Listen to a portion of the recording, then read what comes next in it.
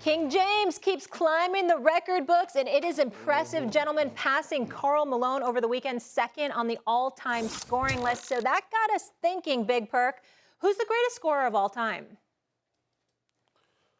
Oh, you know what? LeBron James is top 5, but when I go with the greatest scorer of all time, I'm going with Kevin Durant.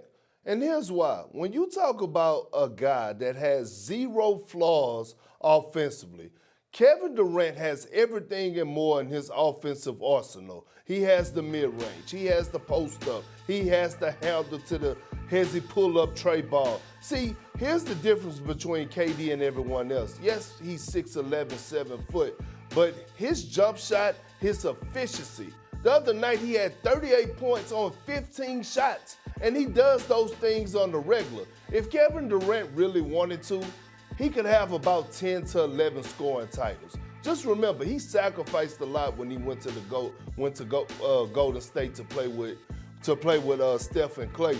But Kevin Durant, when it comes to a guy that gets buckets at an efficient level, has 0 flaws, I'm taking him all day as my greatest scorer of all time. I don't, and I think that Kevin Durant is one of the greatest.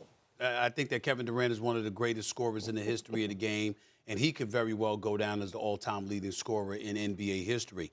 But Uncle Perk, I would tell you that the reason I respectfully disagree is, of course, I'm going to call you Uncle Perk from now on. But Uncle Perk, I can tell you, even though I'm older, I can tell you that the reason I feel strongly about this is because of something you just articulated that needs to be highlighted. Kevin Durant could, quote, if he wanted to. So you're talking about ability. I'm talking about mentality. Kevin Durant's ability, as far as I'm concerned, is unrivaled. Jordan wasn't 6'11". Jordan didn't have a 7'6" wingspan. Jordan's a career 32% shooter from three-point range. Back in the day, the game was far more physical, and a lot of stuff was going on in the interior as opposed to folks jacking up three-point shots all over the place the way they do in today's game. So we get that things are different.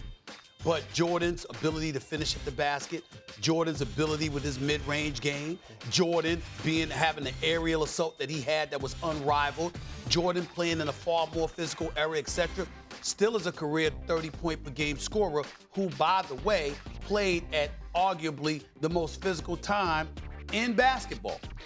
So when you look at what he brought to the table, he was still a 49% shooter from the field. And his mentality was that of an assassin. You're talking about Kevin Durant's ability. I'm saying, mentally speaking, he doesn't mind being deferential. I remember when Kyrie and KD first arrived in Brooklyn, and Kyrie pointed out how that's the first time that he was playing with a dude that he had ultra confidence in him taking the last shot instead of Kyrie himself. And they laughed about it all that stuff because we know that KD can finish because he's that elite. He's that lethal. But when you talk about being a scorer, mentality can't be ignored. You got to want it all the time. He wants it in key moments. He doesn't run for the moment. But he doesn't mind being deferential, and I think that's the difference.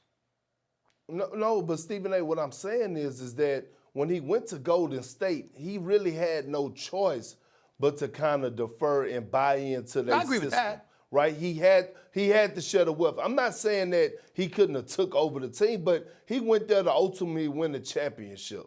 That's what I was talking about. Because KD has the mindset. And listen, this is no knock or disrespect to Russell Westbrook. But if you could win 4 scoring titles playing alongside Russell Westbrook, you're a problem. You are a serious problem when it comes to getting buckets. I agree with that. And there's no knock on Russ. We're just talking about Russ and his alpha dog mentality. Right. We know so that. when I look at Especially back KD, then. and here's my counter to you about Jordan. Jordan was never part of the 50, 40, 90 club. You know why? Because he didn't shoot the tray ball like that. No, he didn't. KD does. But nobody did back then. Larry Bird was part of it. But look at the volume. He could do it, but the amount of attempts, if you compare that to guys in today's game, is different because the game was played differently back then. Thanks for watching ESPN on YouTube. For live streaming sports and premium content, subscribe to ESPN+.